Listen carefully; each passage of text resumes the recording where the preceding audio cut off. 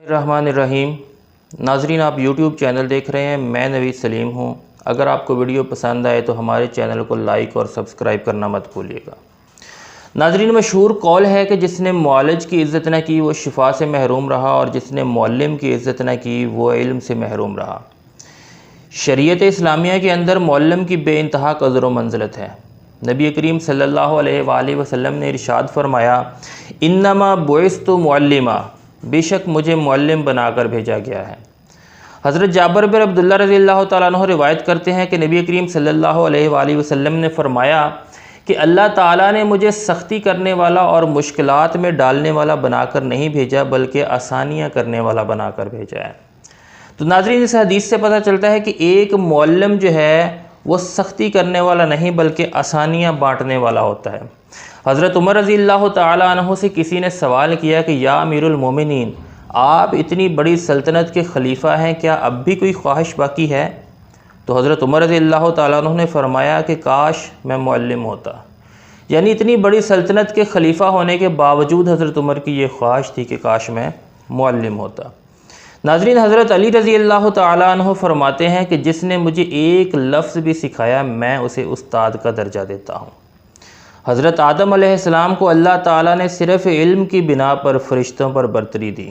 اپنے محبوب نبی حضرت محمد مصطفیٰ صلی اللہ علیہ وآلہ وسلم کو اللہ تعالیٰ نے جو دعا سکھائی وہ یہ تھی کہ کل ربی زدنی علما، اے نبی کہیے کہ اے میرے رب میرے علم میں اضافہ فرما۔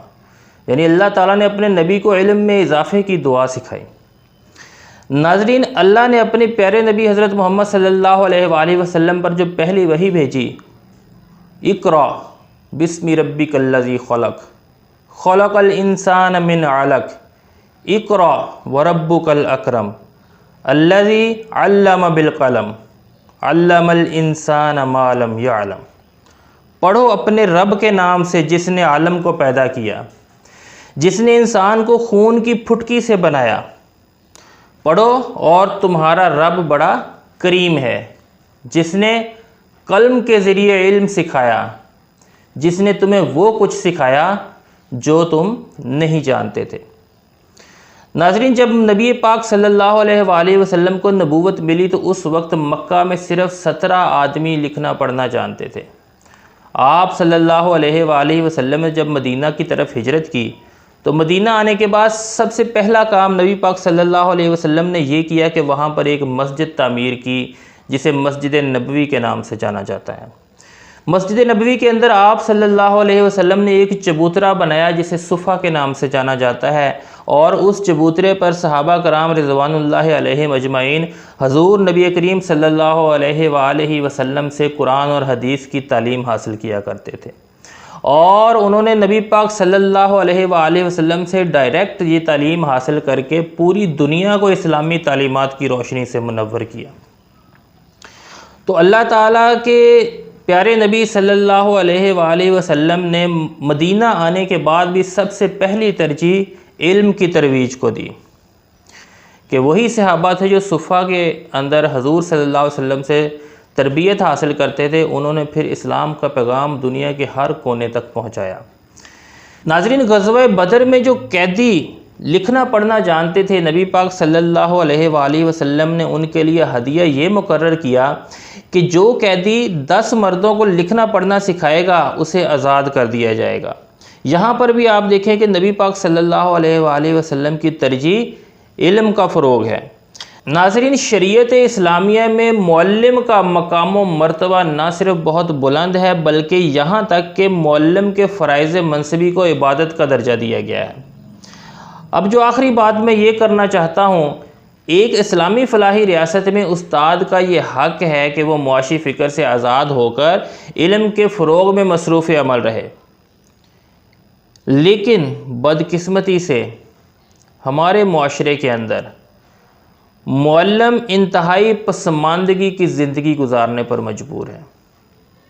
خواتین و حضرات، معلم اساتذہ جو سکولوں کے اندر پڑھاتے ہیں، چاہے وہ پرائیویٹ سکول ہوں یا سرکاری سکول، ان کی تنخواہ سے بمشکل ان کے گھر کا کچن چلتا ہے۔ باقی گھر کے جو دیگر اخراجات ہیں وہ جس طریقے سے وہ پورے کرتے ہیں اللہ ہی بہتر جانتا ہے۔ یعنی معلم کے معاشی حالات ایسے ہیں کہ وہ اپنے بچوں کی صحیح طور پر تعلیم و تربیت کرنے کے قابل نہیں ہوتا، تو آپ سوچئے کہ وہ آپ کے بچوں کی صحیح تعلیم و تربیت کیسے کر سکے گا۔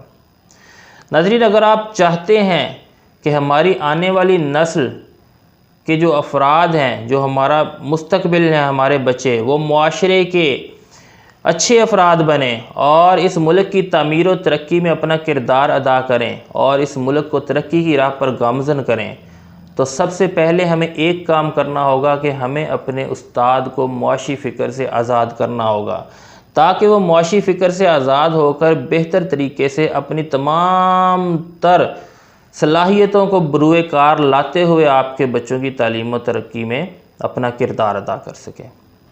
تو ناظرین، اگلی ویڈیو میں ہم اساتذہ کے موجودہ مسائل کے بارے میں بات کریں گے اور کوشش کریں گے کہ ان کے ممکنہ حل بھی تلاش کریں۔